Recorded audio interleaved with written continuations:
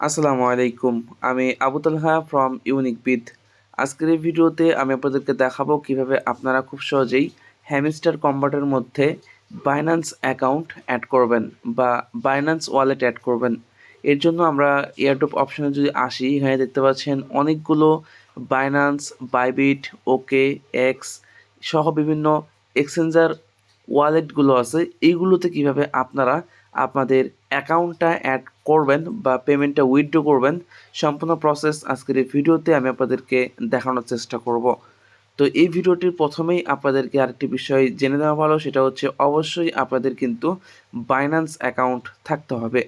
তো আমরা সরাসরি চলে এসেছি এয়ারড্রপ অপশনে। এখন আমরা বাইন্যান্স অ্যাড করব। তো এর জন্য আমরা বাইন্যান্স এক্সচেঞ্জ যেই অপশনটা আছে এইখানে ক্লিক করে দিব।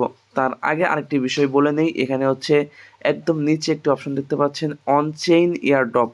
যাদের এটা অ্যাড করা আছে তারা এটা ডিলিট করে দেবেন, অর্থাৎ এটা হচ্ছে টোন কিপার অ্যাড করা। যদি টোন কিপার অ্যাড করেন তাহলে কিন্তু আপনাদের গ্যাস ফি লাগবে, অর্থাৎ যে ক্যাশ আউট ফি আছে সেটা কিন্তু প্রয়োজন হবে, বা আপনারা যখন কয়েন উইথড্র করতে যাবেন তখন কিন্তু আপনাদেরকে ফি দিয়ে দিতে হবে। তো যাই হোক, আমরা এখান থেকে বাইন্যান্স সিলেক্ট করে দিয়েছি। এরপরে এখানে একটি অপশন দেখতে পাচ্ছেন ইয়েস আই হ্যাভ ইট, এই অপশনটাতে ক্লিক করে দেবেন। আর এই বাইন্যান্স বা পেমেন্ট যে মাধ্যমগুলো আছে এগুলো কিন্তু আপনারা 21 তারিখের মধ্যেই আপনাদেরকে অ্যাড করতে হবে। যদি 21 তারিখের মধ্যে অ্যাড না করেন তাহলে কিন্তু আপনারা পেমেন্ট উইথড্র করতে পারবেন না। তো যাই হোক, এখানে আপনারা দুইটি অপশন দেখতে পাচ্ছেন, হ্যামস্টার ডিপোজিট অ্যাড্রেস, দ্বিতীয়ত মেমো অ্যাড্রেস। তো এখানে দুইটা অ্যাড্রেস আপনারা দেখতে পাচ্ছেন।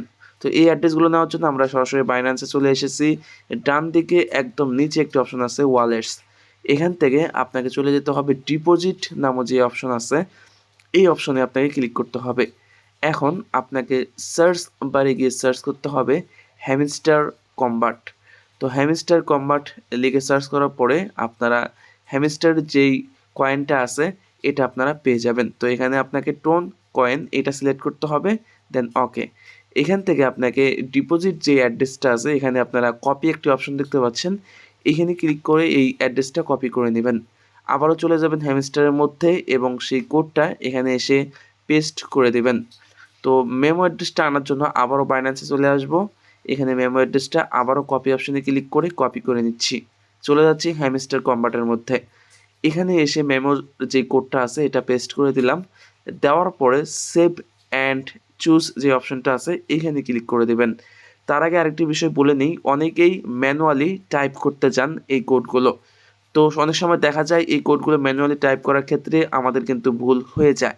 তো যদি ভুল হয়ে যায় তাহলে কিন্তু আপনাদের এতদিনের পরিশ্রম, যে কয়েনগুলো আছে বা যে টোকেনগুলো আছে সমস্ত টোকেন বা কয়েনগুলো কিন্তু চাঁদে চলে যাবে, তখন কিন্তু আর ব্যাক আনতে পারবেন না। তার জন্য অবশ্যই আমি আপনাদেরকে বলে দিচ্ছি, বারবার বলে দিচ্ছি, সরাসরি বাইন্যান্স থেকে কপি করে এখানে এনে পেস্ট করে দিবেন, তাহলেই কিন্তু কোনো রিস্ক থাকবে না।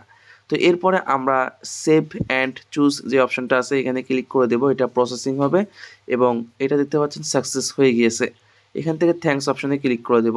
দেখতে পাচ্ছেন বাইন্যান্সের পাশে কিন্তু গ্রিন ভেরিফাইড টিকমার্ক চলে এসেছে, তার মানে আমাদের বাইন্যান্স এক্সচেঞ্জার্স যেটা আছে এটা কিন্তু সফলভাবে অ্যাড হয়ে গিয়েছে।